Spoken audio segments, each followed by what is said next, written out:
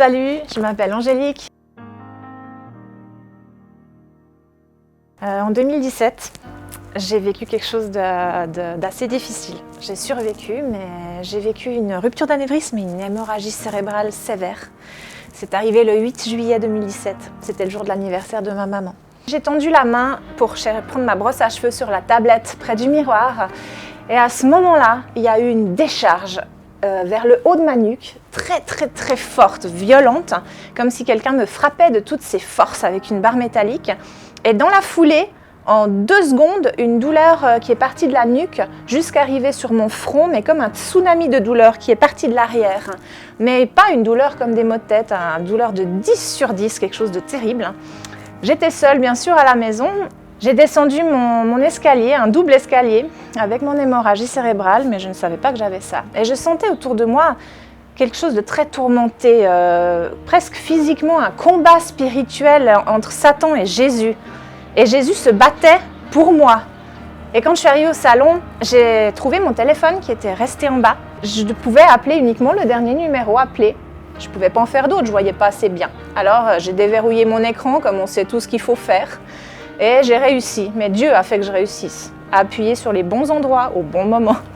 Il s'était déjà passé plein de petits miracles en fait dans cet appartement, mais Dieu va dans les moindres détails. Donc Dieu avait déjà guidé beaucoup de choses dans tout ça. La Réga est venue me chercher à la Vallée de Joux. Elle m'a emmenée au CHUV. Au CHUV, ils m'ont fait un scanner en urgence. Et ils sont venus m'annoncer, c'était un neurochirurgien qui est venu m'annoncer que mon pronostic vital était engagé. Il me l'a dit. Ça, je me souviens très bien. Le pronostic vital engagé, ça veut dire que notre vie est en danger. On peut mourir à tout moment. Et je me suis dit, je ne veux pas que ces gens soient mal. Si tout d'un coup, ils venaient à me perdre, ils vont être pas bien en sortant de ce bloc. Et je ne voulais pas les laisser avec ça. Et là, miracle, mais vraiment, je pouvais reparler. Ils m'ont compris. J'ai juste prié pour eux. Je ne voyais pas, mais j'ai attrapé ce qu'il y avait autour de moi. Il y avait 2 bras.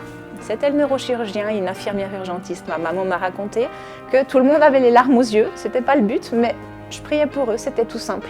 Et à la fin, je les ai juste libérés. Je leur ai dit, si toutefois vous n'arrivez pas à me ramener, surtout, sortez du bloc avec le sourire, parce que moi, là où je serai, ce sera merveilleux.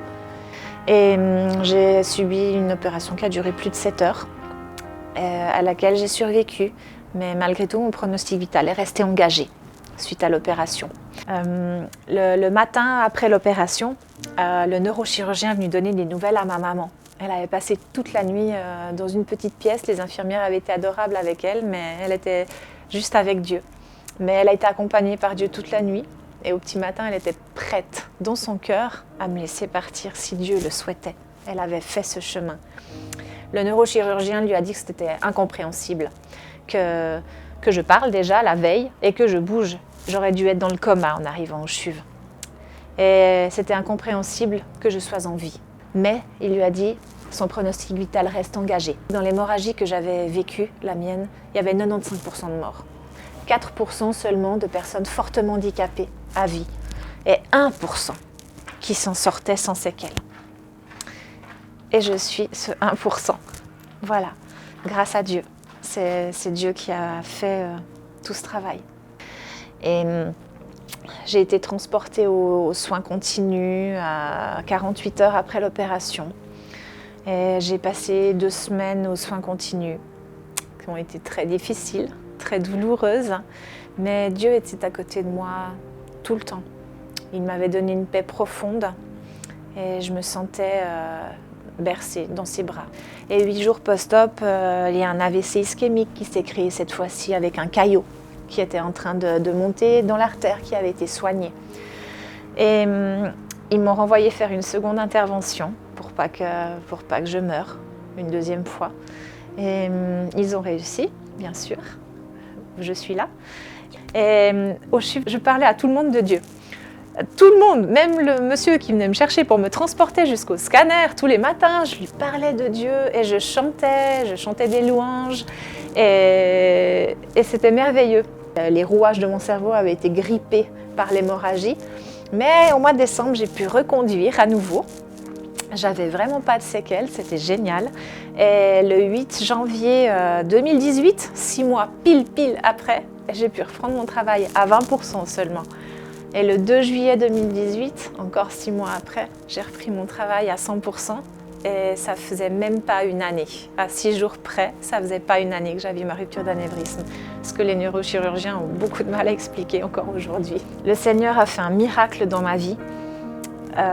Je ne pensais pas que moi, la petite Angélique, allait vivre un miracle comme dans la Bible. Mais oui, je l'ai vécu.